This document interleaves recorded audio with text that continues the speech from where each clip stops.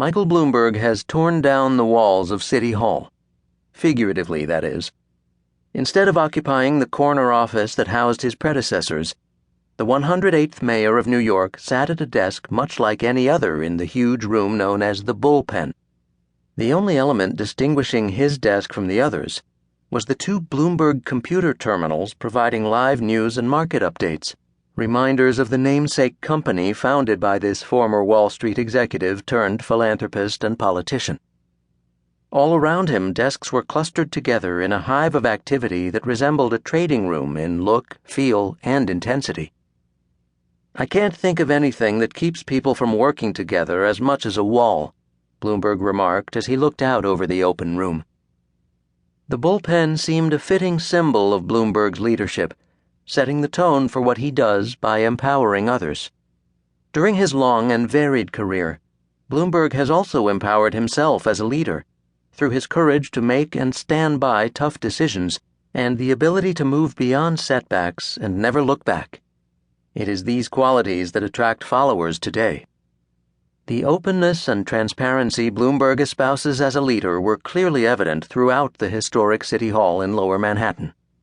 The corner office occupied by previous mayors has been turned into an historic tribute, not to any particular person, although the furnishings used by former Mayor Rudy Giuliani were still in place, but to the position.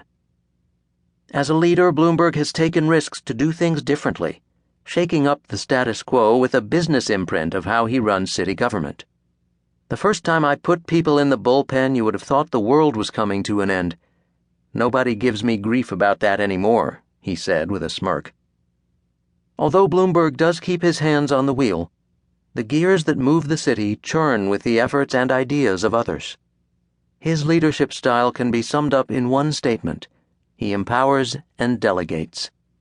"You couldn't recruit half of these people to come here or anywhere else if you didn't delegate," Bloomberg said matter-of-factly. It seemed only natural to delegate responsibility and authority in order to run a city of 8.3 million people with 300,000 employees and an infrastructure that operates 24/7, just as it would to run a multi-billion-dollar company. Yet in some organizations, delegation is limited. Information, power, access, and control are held tightly within a very small circle, which is neither particularly effective nor empowering.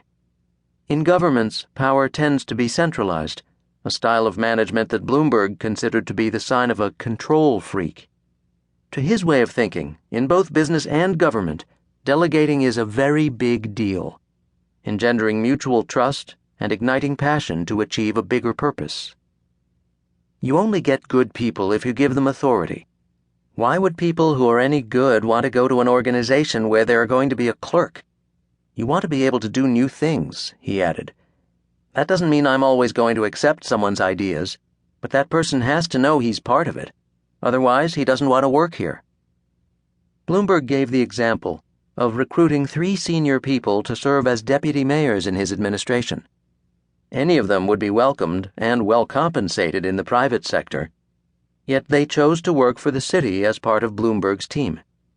Instead of financial remuneration, they were motivated by a sense of mission and a desire to make a difference.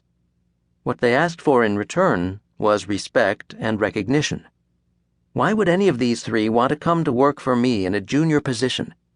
It's because they want to be part of a team, and I delegate. Delegation is empowering people to make decisions and then backing them, he explained. During our discussion, it was easy to see why people want to work for Bloomberg. He was accessible and real. No matter that he is mayor of one of the world's most important financial and commercial hubs, that his name has been floated occasionally as a possible presidential candidate, or that he is a successful billionaire entrepreneur, Bloomberg came across as an in-his-shirt-sleeves kind of a guy who brushed off an attempt to address him as Mr. Mayor and insisted on being called Mike. As a leader, Bloomberg was clearly in the trenches with his team. "My job is to recruit, attract, and compensate people, provide a moral compass, match their skill sets to different needs in the organization that I'm running, whether it's a company or a government, and then to make sure that they work collaboratively and collectively," Bloomberg said. "Find problems before they get out of hand and give people advice.